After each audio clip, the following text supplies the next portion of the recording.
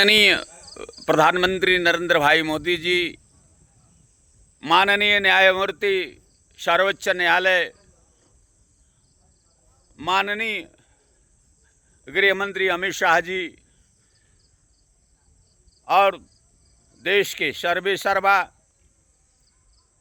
महामहिम राष्ट्रपति द्रौपदी मुर्मू जी, देश के सभी जिम्मेदारों से मैं नंदलाल विद्रोही, कवि व पूर्व प्रत्याशी विधायक पद फाजिल नगर, बड़े अदब के साथ आग्रह कर रहा हूं। सहारा विश्व का विशालतम राष्ट्रवादी परिवार है। राष्ट्र को रंग में रंगा हुआ परिवार है। राष्ट्र पर जब भी, भारत में जब भी आपदा आई, सहारा ने अपनी बखूबी जिम्मेदारी निभाई। ये पूरा हिंदुस्तान है, नहीं पूरी दुनिया जानती है। मैं सहारा परिवार के करोड़ों जमा करता हूँ, जिन्होंने सुखद भविष्य के सपने देखे थे, जिसने सपने देखे थे बेटियों के हाथ पीला करने के, जिसने सपने देखे थे पालियों को पढ़ाने का, सपने देखे थे कि बुढ़ौती में सहारा इंडिया हमारा संबल बनेगा। आज सारे सपने अपने जमींजोज हो चुके हैं। भारतीय जनता पार्टी कहती है हम राष्ट्रवादी हैं, राष्ट्रवाद उनका नारा है, और सहारा परिवार राष्ट्रवाद का ज्वलतम और नवीनतम उदाहरण है। देश प्रेम सहारा इंडिया के हर कार्यकर्ता जमाकर्ता में भरा पड़ा हुआ है। सहारा की अपनी सोच है। आज प्रचंड बहुमत की सरकार होते हुए भी तीसरे कार्यकाल में हम तबाही के मंजर से गुजर रहे हैं। लाखों लोग मर गए, हमारे जमाकर्ता, हजारों कार्यकर्ता काल के गाल में समा चुके हैं।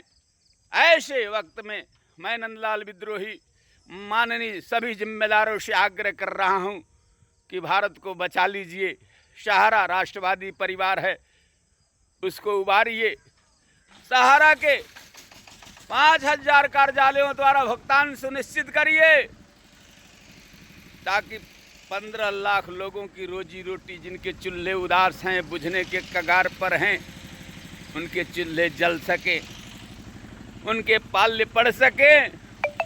वे अपने ही घर में उपेक्षित हो चुके हैं। बेरोजगार का कोई रिश्तेदार नहीं होता है। माननीय मोदी जी, सर्वोच्च न्यायालय के न्यायमूर्तिगण सुन लीजिए, बेरोजगार का कोई रिश्तेदार नहीं होता है।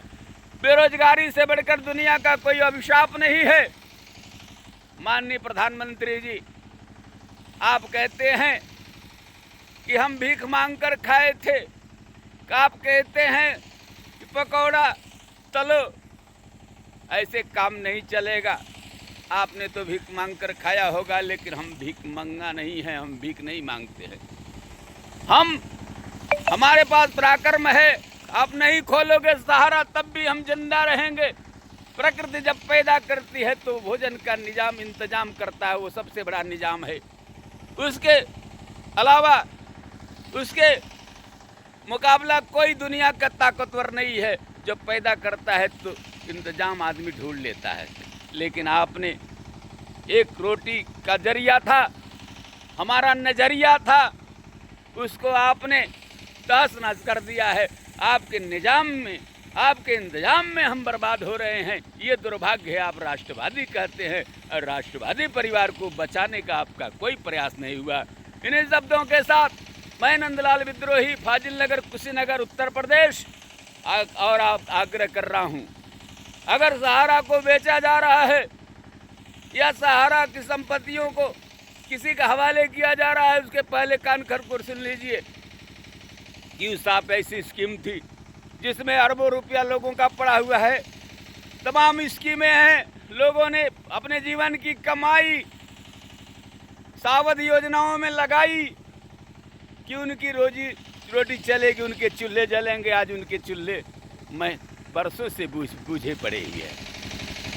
तो जो भी निर्णय हो, हमारे करोड़ों जो भी जमा करता है, चाहे जिस स्कीम में हो, चाहे जिस समिति में हो, सबका भुगतान सहारा के गाइडलाइन के अनुसार, सहारा के बांडों पर लिखा हुआ है, उसके अनुसार ब्याज मिलना ही चाहिए। मैं नंदलाल विद्रोही, फाजिल नगर कुशल। जय हिंद, जय भारत, जय महात्मा।